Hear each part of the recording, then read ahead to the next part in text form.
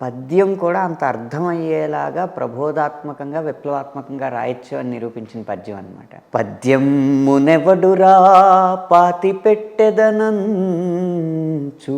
ఉన్మాది అయి పేలుచున్నవాడు, పద్యమునెవడురా పాతబడ్డది అంచు వెర్రివాడై విర్రవీగువాడు, పద్యము ఫలమురా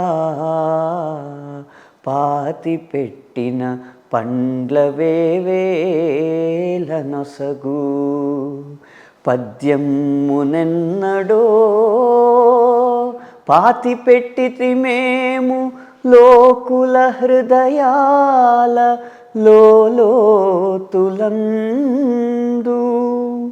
ఇప్పుడద్దాని పెకళింప ఎవడితరము వెలికి తీసి పాతుట ఎంతటి వెర్రితనము, నిన్నటికి మున్ను మొన్ననే కన్ను తెరిచిన బాల్య చాపల్యమునకెంత వదరుతనము.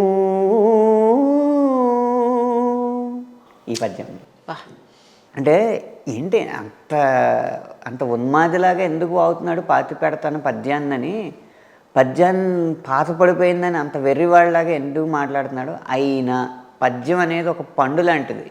ఓ పండుని పాతి పెడితే మళ్ళీ అలాంటి 1000 పళ్ళు ఇచ్చే చెట్టు అవుతుంది. అయినా మీరు పాతేదేంట్రా, పద్యాన్ని మేము ఎప్పుడో పాతేసాం, లోకుల జనాల హృదయాల లోతుల్లో ఆ లోతుల్లో పాతేసాం. ఇప్పుడు దాన్ని పెకళించడం ఎవడతారం. అసలు పాతడం అంటే ఉన్నదాన్ని లోపల పాతడం, లోపల పాతున్నదాన్ని తీసి మళ్ళీ పాతడం అంటే ఇంకెంత వెర్రితనం. ఇదంతా పిల్ల చేష్టలు పిల్ల మాటలు మీ అని అన్న ఒక నేరుగా గుండెల్లో గుచ్చుకునేలాగా చెప్పిన పద్యం అనమాట. దేశ భాషలందు తెలుగు లెస్స అనేది శ్రీకృష్ణదేవరాయలు గారు ఆయన పుట్టడం కన్నడిగా పుట్టాడు కదా.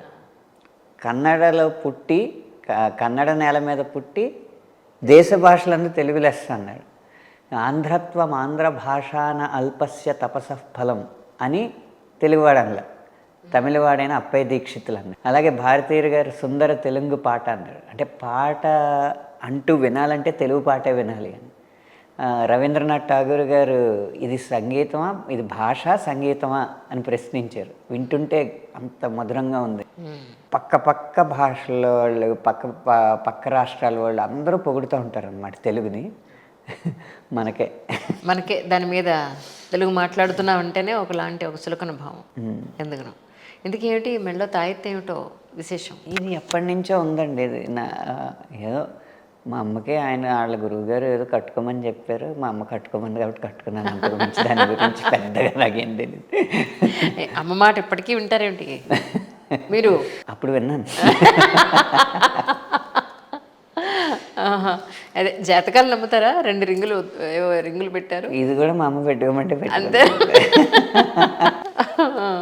సో అమ్మ మాట ఒక అబ్బాయి ఎంతవరకు వింటాడు, పెళ్ళయ్యేంత వరకు వింటాడు, అవునా కాదా? ఈ ఉంగరాలు పెళ్ళైన తర్వాత పెట్టుకోమన్నాయానండి. ఈ మధ్య పెట్టుకో అంతే. ఉంగరాలు పెట్టుకోమంటే తాయెత్తులు కట్టుకోమంటే పెట్టుకుంటారా? అమ్మ చెప్పింది అంతే. మనకు సేఫ్ సైడ్ అయినవి అన్నీ వింటాం. అదే మా అమ్మ ఇంజనీరింగ్ కంప్లీట్ చేయమంది, విన్నానా? కానీ ఒక పాట రాయడానికి ఒక వయస్సు, ఒక మెచ్యూరిటీ, మైండ్ మెచ్యూరిటీ అనేది నిజంగా అవసరం ఉంటుందండి. ఎందుకంటే ఒక మనిషి జీవితంలో ఉండే అన్ని రసాలని చూడందే ఒక పాట రాయగలడానంటే ఏం చెప్తారు మీరు? అనుభవం ఖచ్చితంగా ఉపయోగపడుతుందండి. కానీ అనుభవంతోనే పాటలు రాయలేం. అనుభవజ్ఞులు వయోవృద్ధులు చాలామంది ఉన్నారు, అందరూ పాటలు రాయట్లేదు కదా. చదువు కొంతవరకు ఉపయోగపడుతుంది, మనం చదివిన పుస్తకాలు కానీ చదవడం వల్లే పాటలు రాయలేం. పొట్టి శ్రీరాములు తెలుగు యూనివర్సిటీ నుంచి స్కాలర్స్, ఎంఫిల్, పిహెచ్డి చేసిన స్కాలర్స్ సంవత్సరానికి కనీసం 20-30 మంది బయటకు వస్తున్నారు. అందులో అందరూ పాటలు రచయితలు అవ్వట్లేదు. కరెక్ట్. పాటల రచన అనేది మన ఆలోచనని ఎంత లోతుగా తీసుకెళ్ళి ఆ ఆలోచనని భావాలుగా మార్చి, ఆ భావాలని పదాలుగా కూర్చి, ఆ పదాలని లయబద్ధంగా ఏర్చి పేర్చి బయట తీసుకొస్తే పాట అవుద్ది. ఆ ప్రక్రియ అనేదానికి వయసుతో సంబంధం లేదు.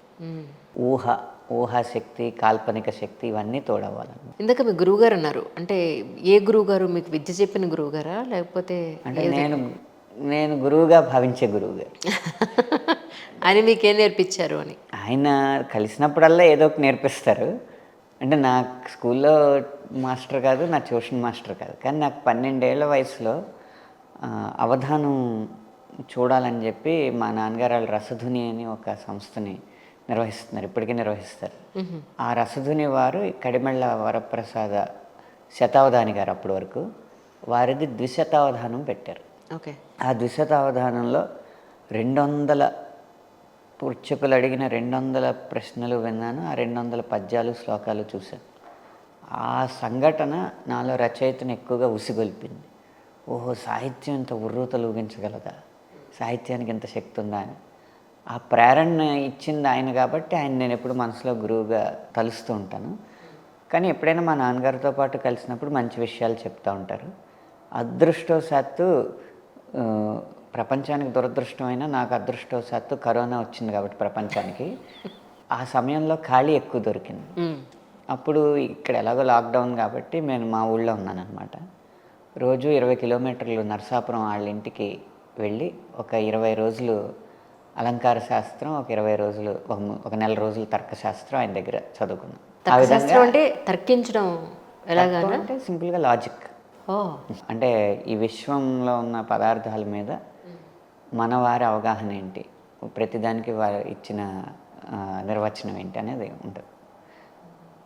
చాలా అంటే మన ఫిజిక్స్ ఎంత లాజికల్గా ఉంటుందో మన తర్కశాస్త్రం కూడా అంతే లాజికల్గా ఉంటుంది చదివితే. కాకపోతే అది కవిత్వానికి ఉపయోగపడదు, కానీ విశ్వం గురించి కాస్త తెలుసుకోవడానికి ఉపయోగపడుతుంది. It's all about knowledge.